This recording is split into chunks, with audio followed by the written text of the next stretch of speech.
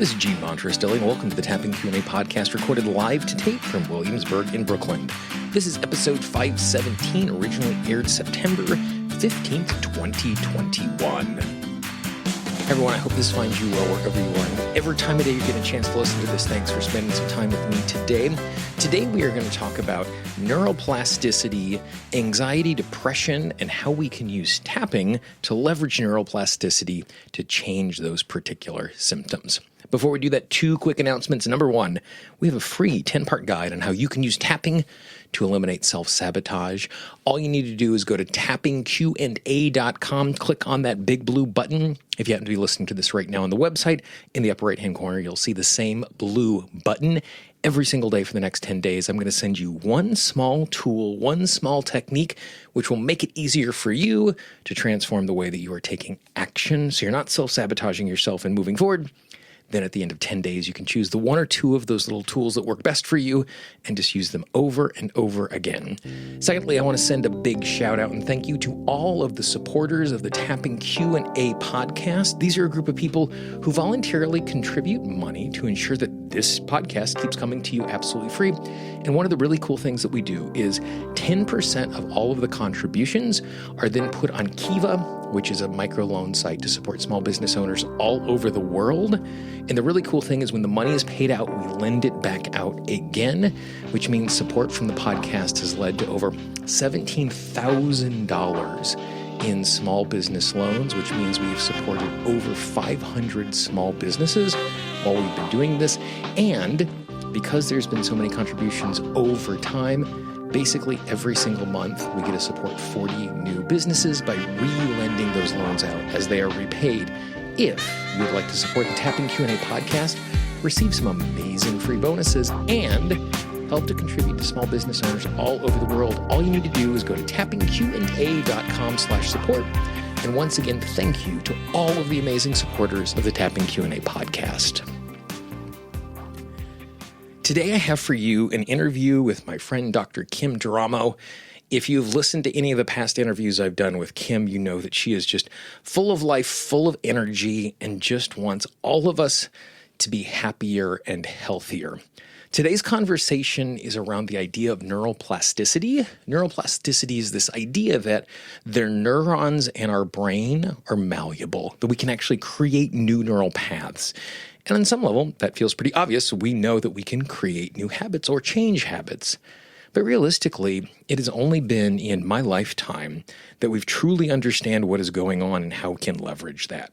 So in this particular conversation, we talk about this idea of neuroplasticity, how it connects to anxiety and depression, and then some really simple things that we can do in the questions that we ask and the things that we tap on and what we do in the moment to start to transform that. So we're not only in the moment feeling better, but we're actually changing the habits of the neural paths in our brain so that we are healthier and happier all of the time. And make sure you stick around to the end of the conversation because I have something really special I want to talk about that Dr. Kim is doing. So here is my conversation with Dr. Kim Duramo.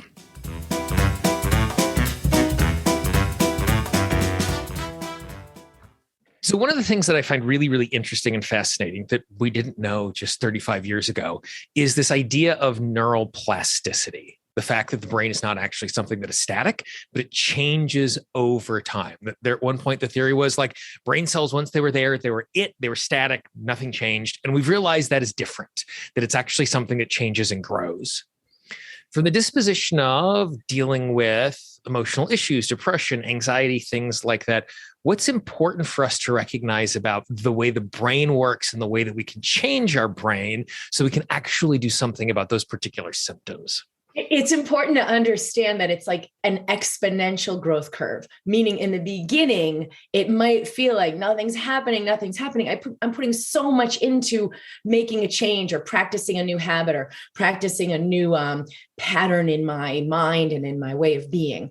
And it feels like, oh, this is just going to be so much work. But what you don't realize is behind the scenes, the major changes happening in the brain and happening in the nervous system are like exponential. And the more you practice a new behavior, a new habit, something as simple as like taking a deep breath and connecting within, slowing your breathing, feeling and sensing what's actually happening in your body instead of trying to avoid it, that very small shift creates very big changes in the brain and the nervous system. So it's sort of encouraging, because anytime I'm wanting to instill a new habit or a new manifestation or a new level of ease in my health and my body, it might feel really intense in the beginning, but it gets easier and easier and easier because your body is that adaptable and it will change that quickly. And so I think that oftentimes when we think of things like anxiety and depression, we think of them as states, not necessarily like these paths that are happening inside of our brain that are causing us to respond. So away from this is the thing I feel in the moment, when you're doing work and you're helping folks to transform that state, what exactly is the type of transformation that we're doing when we're doing something like that? Okay, so if we look at both anxiety and depression, we're triggering certain parts of the brain, and they're in these like repetitive patterns. It's automated. Mm-hmm. When we want to make a new pattern, the brain is actually pretty receptive to that. Like I said, it's going to feel like it's not in the beginning, and then it's like, woo, you'll see major changes. So the nervous system is on your side, so to speak. So when you let's say you're getting the feedback, oh my gosh, I'm never going to make it. I feel miserable. I'm always going to feel this way. And then we sort of have that idea. That's what the brain is showing us. And it will light up all the areas that are aligned with that, right? Like memories of every time you're like, you failed, or every time you felt miserable. And then the now moment will register as if that's always the case. That's always been the case. It's always going to be the case. And it sort of deepens the depression. But once we realize, oh, this is just a state, and in this state, I'm not going to have a different thought. I'm not going to see it a different way. And all these areas of my brain are going to light up to prove I'm right.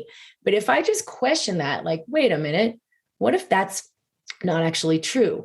It breaks those patternings. Like, they seem hard and fast, but it breaks those patterns. And we begin to let a little awareness in, like, wait a minute, there was that one time when this wasn't true for me, or this one thing that actually worked out effortlessly for me, and I was so happy. So whether it's the anxiety pattern and stimulating fight or flight over and over, or the depression pattern where it's bringing in the sort of doom perspective, the brain, once we do that pause and kind of hit the pause button of like, wait a minute, what's actually possible here? That physiology can change so quickly. And there's two things that I hear in that I think are really, really interesting. The second thing that you said in there about how there is always an exception. That one of the things that we do is we think of it is always this way. And when we take a step back, it's like, actually, no, I haven't always failed. It might feel like I always failed, or I've always not been able to learn. Well, you're upright walking. You obviously learned something somewhere along the way, because that was a skill that we had to gather. And I think it's important for us to recognize that that's a useful question for us to ask when we're trying to create transformation. The other thing that you touched on at the beginning of that, which I think is fascinating when we're dealing with what's going on, our subconscious mind is really, really crappy at understanding time. Basically, for the subconscious mind, there is the past, which is a monolith and a singular thing that we treat exactly the same. There's the future, and every single moment in the future is just this point, and there is now. And it's really difficult for us as we're doing transformation to recognize we're going through change, that there are other opportunities, because when we think back, or when our subconscious mind is thinking back, it just turns it into this monolithic experience, which feels like it is true always, when it was true in moments that we've kind of generalized into this always sense. Right. And whether we buy it, oh, yes, I'm in agreement with that, and we go down that road, or we pause and say, wait a minute, is this actually true? What else is possible, is kind of going to determine what continues to get instilled in the nervous system, what continues to play out. And so as I'm kind of like, as putting my practitioner brain on, thinking about what you're saying, like, it seems like to me that there's two ways that we would kind of approach this transformation. I'd love to hear your thought about this, because there's a difference between me being in the state in the moment and trying to respond to it, and me being at distance, reflecting back on what is going on in my day. Because for me, when I am really in it, a negative emotional state, my ability to have perspective on my life and my experience is not very strong. And if I'm lucky, I'm just going to be able to downregulate the emotion a little bit so I can do the next thing. Whereas at the end of my day, at the end of my week, when I'm reflecting on what's going on, it gives me the ability to ask some of those questions that you're thinking about. So for someone who recognizes these sorts of things are persisting, what are some of the things that we can do in the moment when we're caught in the motion? And what are some of the questions that we can ask and reflect on and tap on when we're not caught in the middle of those things? This is such a good question, because the one thing we don't want to do is when we're in it, try to not be in it. Meaning when you're in it, try to be like, big picture, let's shift this, let's go to something higher. You're trying to like change what's here, and that just creates more resistance. What I do is when I'm really in it, I just realize, oh, I'm in this loop, I'm in this pattern. So of course I'm going to think every negative thing, or of course, everything in my life is going to seem like it's crap, it's not working, it's miserable. And it's okay that it seems that way. So if I'm okay with where I am as I am when I'm in it, that is like the biggest thing to let things open up and dissipate and not give it power. Same thing with anxiety, because we're like in a fear, your brain's like in the future with this projection of what is happening, what's going to happen, what's going on here, and what it thinks it means. And if I just go back into, all right, I'm totally spun out right now. It's okay to feel spun out. And I go back to the breath instead of like in the cycle of trying to figure it out, trying to make it different, trying to have it. What is that tool? What do I do? How to make it break? And instead just be with it as it is. It stops fueling it. I mean, this is basically how I overcame a severe panic disorder. I was, I guess between the ages of 16 and 20, maybe 21. And I mean, in the ER sometimes, like such severe panic, I didn't know what to do. And this was decades ago, before anyone even really used the word anxiety. I thought, am I possessed? What's going on? I have no idea. And there wasn't anyone around me I could talk to about this who understood what the heck was going on. So, there was a therapist medicating me, or there were, people trying to, let's make this better. But I realized like, wow, I'm kind of on my own here, because none of that is going to work for me. And I started to pay attention to when I'm in that moment of the spin out, what I do with it actually changes the course of it. And if what I do with it is just, it's okay, I'm in it right now, I'm observing what's here. Wow, my heart is really racing. Wow, what's my breath doing? And not so much try to like slow my breathing, although that can certainly make a huge difference, but just observe my breathing and what it's doing, because the observation of it is the biggest thing that can begin to generate a shift, especially when you're in it, because the thing will have so much momentum, the brain pattern and the trigger, it will have so much momentum. You don't want to swim upstream. So if you kind of just start realizing like, all right, I'm in this pattern, what's it doing? What does my body feel like? How intense is this on a scale of 1 to 10? Now I immediately go into observer, which stops feeding the loop. And as you say that, I think of kind of like two fundamentals that really exist inside of the work that I do. Number one is fully articulated emotions are short-lived, that they're just trying to give us information. The second is the old Milton Erickson idea that all transformation starts by stating what is.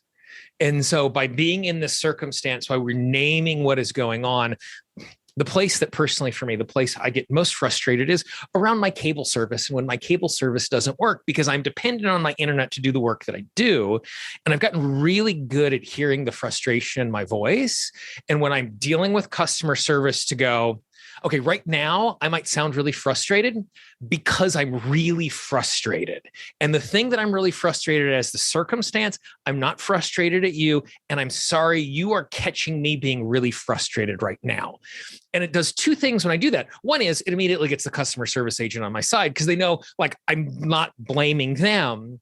But the other is by doing exactly what you're saying, just noticing everything that is going on and observing that particular thing, it immediately just starts to downregulate the emotion a little bit. And as I do that little bitty speech to the customer service rep, I can feel myself relaxing a little bit. I'm still frustrated because I don't have my way, but all of a sudden I instantly have access to more resource. I'm not fully resourced, but more resource, which means I'm more likely to be happy with the choices I'm making. This is a big deal. It's the difference between I'm still really anxious and spun out, but I'm 2% more at peace with exactly where I am. That's an exponential change in your nervous system. And that's that point one we made. We think it's just this little thing, right? But I'm still anxious. It's an exponential shift that will fuel that neuroplasticity and allow major change. And the other thing that happens as we talk about creating these habits, the more time we noticed our emotions in that particular way, the more our habit is when I'm feeling emotionally charged is to notice my emotions. It's almost like we're teaching ourselves a fire drill. When the fire drill goes off, I walk out the door in this particular way. When the emotion comes up, my fire drill is to go, what do I notice about what is going on? And so not only are we building a habit of changing the emotion, we're building the habit of just being an observer, which becomes a super healthy thing as we step into whatever we're doing. Well, and it's so important with these anxiety loops because in the mind, we think, well, I have to have this anxiety because there really is a problem. Mm-hmm. And that's like the biggest misconception. In fact, a lot of the people I'll work with will say, well, don't I have to have some level of anxiety because then I won't do anything? Mm-hmm. And it's like, oh, no. What we don't realize is these are programs in the system. Like if your body and your nervous system is a computer system and you think like it's got the old program running, and we want to upgrade to the new program, which is like peace, joy, well-being. I actually am okay, right? Like right now, I'm going to eat breakfast. I'm going to do my thing. Like I'm okay, but the body doesn't know that. The body will see something and it's triggered. And it's in the old loop of like, this is not okay. I'm not safe. I'm not capable of managing this. And it will go into that fight or flight pattern in every level of your body. Your health is affected by this. And we're just like kind of upgrading the system to the new operating system. Like we really are capable. You really are okay. But the body doesn't know that. So when the body sets up all the bells and whistles, and then we buy into it and think like, we got to operate this way, that's when we propagate the loop, we strengthen the loop. And every time we just kind of like allow that new pattern, all of this, well, the pattern is playing out here. It's fizzling out, right? What is coming up is what's moving out. And we have even just 2% of observing it. We're weakening it. We're shifting that. And we're coming into the new system. Your nervous system can operate in total harmony. And yes, of course, still take care of business and keep you safe and create abundance in your life and create health. And we don't need that old operating system that tells us, alarm, alarm, you got to go into fear. You got to clamp down. You got to tense, got to control this. But a lot of people, we think that's serving us. And I think that question is really good. Don't I need to be anxious? And like for me, the goal is always well-informed, proportionate emotional responses. Like it is great that I am afraid of tigers. And if I never leave my apartment because 8 miles away in the Central Park Zoo, there is a tiger, then it's working way too hard. But I don't have to have the fear of tiger programming running all of the time. It only needs to fire off when I encounter that tiger. And so, yes, some of that anxiety is useful, but it doesn't have to be, like you said, this piece of programming that is running all of the time, paying attention every single moment. But instead, it can show up in natural ways when it's actually useful for us to be aware of what is going on in that hyper-focused way, which anxiety can provide when it shows up proportionally. Mm-hmm.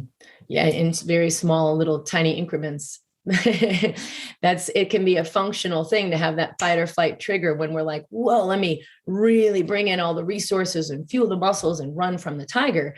But 20 seconds later, we completely shut that off. You know, you see animals literally shake it off. They literally shake the fear off and they leave it and go back to cute little animal thoughts where we don't do that. We stay stuck in it. So what are some of the questions then? So we talked about like things I can do just noticing in the moment, which make a huge difference. What are the questions that we can be asking ourselves to kind of figure out what these patterns are when we're not caught in the state? When we're at the end of the day, we're looking back at our day, we're looking back at our week, we're more well-resourced and we're not in the midst of it. We want to like kind of figure out what's going on. So some things, one thing, and this is in the course that I've created around this, is like, can I get some insight into what's actually happening? Am I in a massive acceleration, expansion, becoming more of who I'm really meant to be? So for example, this job is falling away, or, oh no, this relationship doesn't seem to be working out, or, oh, I'm worried the money isn't showing up. And you pause in that more expansive moment, like, wow, I wonder if I'm changing my relationship with money. What if this is shifting my relationship with money so I can actually live in abundance instead of the old program of scarcity, graspiness, working hard? Or what if that relationship is falling away to make space for something else? What if it's okay this is happening as it's happening? What might it be serving if I were to open to this experience? And always, always 100% of the time, there is an expansion ready to happen in our lives. The mind might get attached to the old way and like, no, it has to be with this person. And that creates a lot of anxiety. It's like this is the known. But if we just pause when we're able to be in a little bit more, like take a couple deep breaths, slow the body down, getting in the body, like feel your butt on the seat, relax your shoulders. This will always sort of turn off the fight or flight and reset the parasympathetic nervous system, which is the relaxation response. So you come into this new space and you'll begin already to have these realizations, but it can prompt that a little more powerfully to ask those questions. What might this be serving in my life that actually would have me be grateful for this experience that I've been so afraid of? That's such a great question. On 4 different occasions in the last 15 years of my practice, I had a whole bunch of clients fire me all at once. And it wasn't until the end of the second one where it's like, oh, it's because I've outgrown everyone. The third time it happened, as it was starting to happen, I'm like, oh, this is what is going on, that I have expanded the types of work that I want to do. And it's not a pejorative that like, these are pedestrian people that I shouldn't be working with anymore, but because of the type of work I want to be doing, how I want to be thinking about these things had grown into a different place. It made sense. All of the professional relationships that were attached to the old way of I was working were shedding themselves, and they figured it out before I did because my transformation was this internal thing. And so asking that question of, okay, I'm in a lot of turmoil right now. What is the possibility that I'm shedding something and growing into something new? And just asking that as a question, as a reframe, even if we don't have a clear answer, I can see how much internal space that brings and how much, like you said, that initial relaxation is like, that's kind of curious. I wonder what fun is coming as I'm going through this particular thing. It's always true. It's always true that there's something for me to receive. There's a gift, there's an insight. But the trained mind is trained to be so hard on myself, so judgmental, so doubting, that we always think this has to be a bad thing. What's happening is a bad thing. Mm-hmm. So once we soften up around it, and this is also really powerful because it changes what's happening. So once we soften up around it, we open, just like what you did, what if this is happening for me? What we find is either, let's say our lover is leaving us or we're being abandoned. And then maybe that changes. Like I once had a guy who it seemed like this like rejection. And when I just softened myself around this, like, Kim, you are loved. I love and cherish myself unconditionally. And he called the next day and was like, you know what? The truth is, I don't feel like I'm good enough for you. And I've been noticing I'm doing these behaviors to sort of like thwart my own efforts at having a great relationship because I just don't think I'm good enough. And it was like, wow, massive, massive insight, because it wasn't a person who could really meet me at the space of where I was playing it out in my life, and authenticity and expansion and partnership. And it was a gift that this was falling away. But in the old program, it didn't feel like a gift. It seemed like another rejection. And so we've got to be the one to open to the new pattern before it becomes evident. I just had a little inkling, like, what if this is a gift? What if I am loved and cherished? What if my love of my life is available for me? And I've just got to, stay in that space of self-love. And that's when this clarity came in, when the other person shared more honestly what was going on. And I got that insight, but I had to open to it myself first, which, is going to take great courage, like for yourself, with even thinking that, oh, maybe this is what's happening in this, with my clients. You have to have a lot of courage to even think that. And one of the ways that I found to think that in a way that is safer is to ask the question, how could whatever I'm going through right now 1 year from now, I decide, oh my gosh, this is the best thing that ever happened to me. So I'm not having to figure it out right now, because when I'm in the middle of the struggle, it's really hard for me to go, yay, this struggle is really awesome. I'm glad I'm doing it. It's always in hindsight where I go, wow, that was a really hard struggle. And look at what has been won from that particular struggle. And so instead of trying to figure it out right now, putting myself 1 year into the future and going, 1 year from now, as I look back on this struggle, how could have this been the best thing that ever happened to me? And by like doing this futuring, I'm not, because sometimes when I'm like, this is really, really great, I almost feel like I'm disregarding my own emotions in the moment that are in this great deal of pain. And by pushing myself out a year, I'm giving myself permission to honor what I'm feeling right now and ask the bigger expansive question as I think about it. Yes, that's a very important thing. And kind of like that point we made up front, that don't try to change it when you're in it, but hold the space for it being perceived a different way when you're in at some point in time. That's always a really powerful way to create. What if a year from now, I'm so grateful and thankful, and right now I am totally in it and can't even see any other possibility? That's a much more functional way to allow change and like ignite that exponential neuroplastic shift than trying to hold that perspective now, right? You can't have that insight now. Right now, you're in the change. And so I guess the three big takeaways that I hear from all of this is, number one, even though we feel like we are super stuck, we're not actually super stuck. We just notice what is going on in this particular moment, and it feels like it's permanent. Number two, that when we are able to simply recognize where we are and what we are experiencing, just the moment of observation is going to help us to downregulate a hair, which gives us more capacity. And number three, giving ourselves permission to ask, well, what if better was possible, creates the space for us to recognize what we are in the midst of is actually a stepping stone to that whatever is possible, if we have a sense of where we're heading. Yes. And that third one is kind of necessitates that I know life is on my side. What if this is the best thing that's ever happening? What if this insight, what if feeling the depth of my depression right now is actually a gift of clarity, where I never buy into it again? I can embrace it as it is and never buy into the depth of it or keep feeding it the way I used to. That third one is really, really potent, because once we get into that new alignment, we realize, what if life is on my side? And that's a massive shift from the sort of victim state we can feel when we're in chronic anxiety or chronic depression, both of them, where we feel, especially when we're told this is genetic, or this is PTSD and you're going to have this for life, or this is, there's a lot of people, and I was told this too, this is set in your nervous system, and this is just the way your nervous system functions. Oh my God, like, are you kidding me? That is the most dooming kind of thing to say or to think. And it is completely false for everyone. I was an emergency medicine doctor for multiple years, and I would see young adults come in with like bipolar or schizophrenia or schizoaffective or all these labels.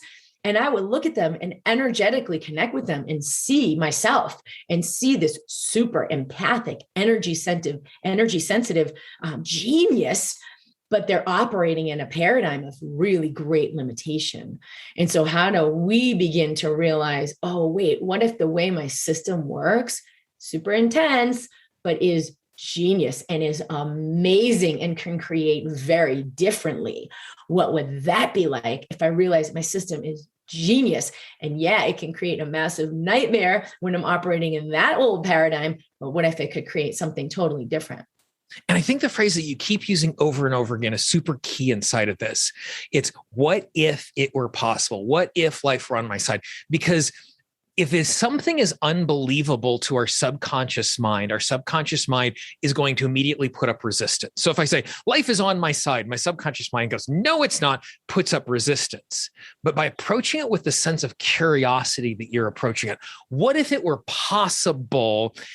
It doesn't, the subconscious mind doesn't immediately throw up roadblocks because it's saying, no, that's not true, because it's dangerous for us to say that it is untrue. But by asking it in the form of, what if this was possible? What if life was on my side? What if I wasn't always stuck like this?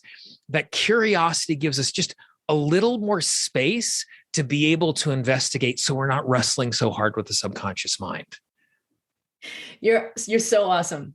every single time we meet, I'm like, that same thing over and over. Like, you are so, so brilliant and so loving and so passionate and so right on it.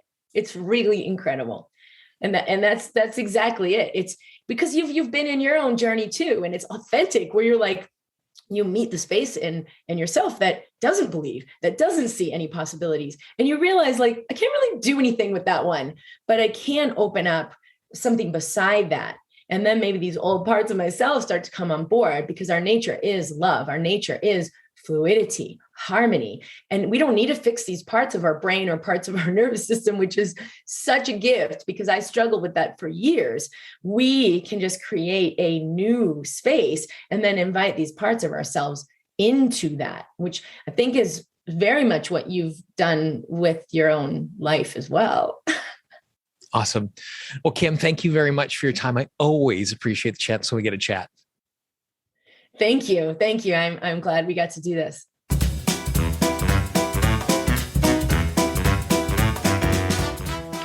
So I hope you enjoyed that conversation and recognize some simple things that you can do right away.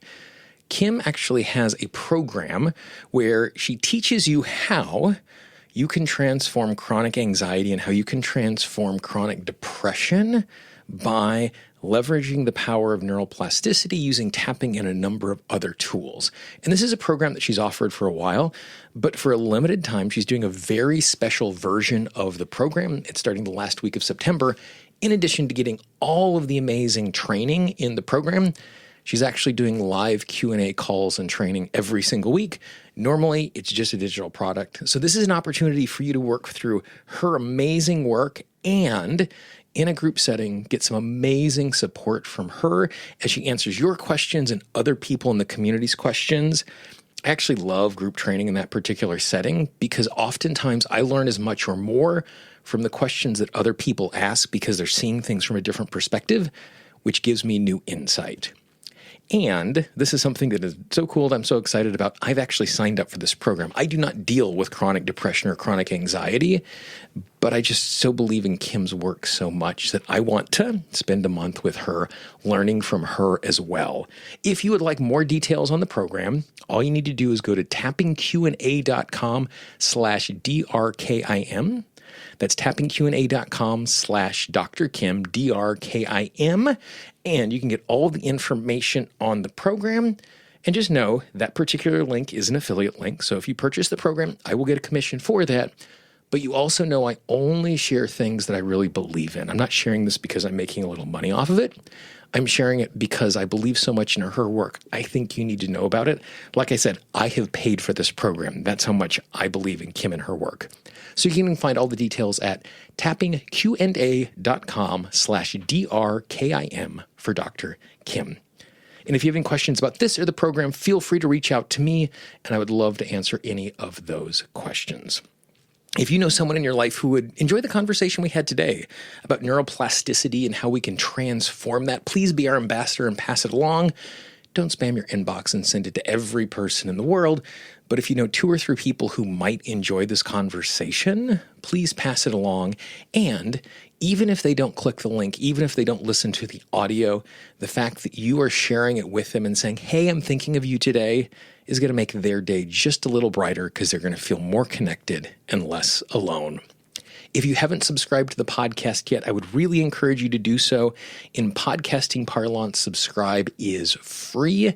You can find the show everywhere you find audio: Apple Podcasts, Google Podcasts, Pandora, Spotify, Audible, Amazon Music, basically everywhere online you find audio. Just search for Tapping Q&A, click follow, click subscribe, and most importantly, turn on the notifications so that when a new episode comes out, you're notified right away and you can dive into the tapping goodness.